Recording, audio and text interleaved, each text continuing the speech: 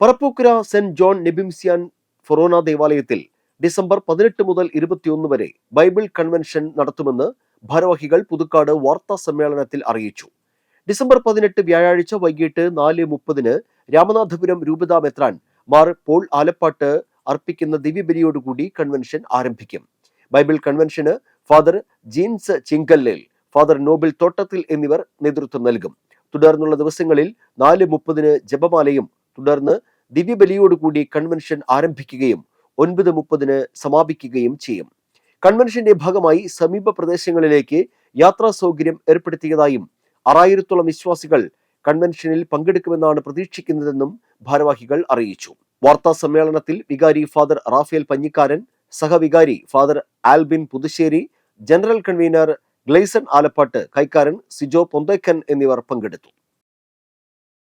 Parappukkara saint John Nepomucene ചർച്ചിന്റെ 16ാം ശതോത്തര രജത ജൂബിലിയുടെ നിറവിലാണ് നമ്മളിപ്പോൾ. അതിന്റെ ഭാഗമായിട്ട് ഒത്തിരിയേറെ പരിപാടികൾ പള്ളിയിൽ നടന്നുകൊണ്ടിരിക്കുകയാണ്. അതിൽ വളരെ പ്രധാനപ്പെട്ട പരിപാടിയായിട്ടുള്ള പറപ്പൂക്കര ബൈബിൾ കൺവെൻഷൻ ഈ ഡിസംബർ മാസം 18, 19, 20, 21 തീയതികളിൽ പള്ളിയിൽ നടത്തപ്പെടുകയാണ്. വ്യാഴം, വെള്ളി, ശനി, ഞായർ ദിവസങ്ങളിൽ ജൂബിലിയുടെ നിറവിലായിരിക്കുന്ന ഇടവക ദൈവത്തിന് നന്ദി പറഞ്ഞുകൊണ്ട് പ്രത്യേകമായിട്ട് ഒരുക്കിയിരിക്കുന്ന ഒരു ദൈവികമായിട്ടുള്ള പരിപാടിയും പദ്ധതിയുമാണ് ഈ ബൈബിൾ കൺവെൻഷൻ. തീർച്ചയായിട്ടും അതിൽ ഒത്തിരിയേറെ പ്രഗത്ഭരായിട്ടുള്ള വ്യക്തിത്വങ്ങൾ പങ്കെടുക്കുന്നു, നേതൃത്വം കൊടുക്കുന്നു. ബഹുമാനപ്പെട്ട ജിൻസച്ചനാണ് അതിന് നേതൃത്വം കൊടുക്കുക. അതോടൊപ്പം നോബിളച്ചനുണ്ട്. അതോടൊപ്പം ഇതിന്റെ ഉദ്ഘാടന കർമ്മം നടത്താനായിട്ട് അഭിമന്യ പോൾ ആലപ്പാട്ട് ബിഷപ്പും രാമനാഥപുരം രൂപതയുടെ ബിഷപ്പായിട്ടുള്ള പോൾ ആലപ്പാട്ട് ബിഷപ്പും, സമാപന സമ്മേളനം ഉദ്ഘാടനം ചെയ്യാനായിട്ട് അഭിമന്യ പോളി കണ്ണുകടൻ പിതാവ് ഇരിഞ്ഞാലക്കുട രൂപത ബിഷപ്പുമായിരിക്കും. ഞങ്ങളുടെ പറപ്പൂക്കര ഫൊറോന പള്ളിയുടെ നേതൃത്വത്തിൽ നടത്തുന്ന ബൈബിൾ കൺവെൻഷൻ ഈ വരുന്ന വ്യാഴം, വെള്ളി, ശനി, ഞായർ തീയതികളിലാണ്.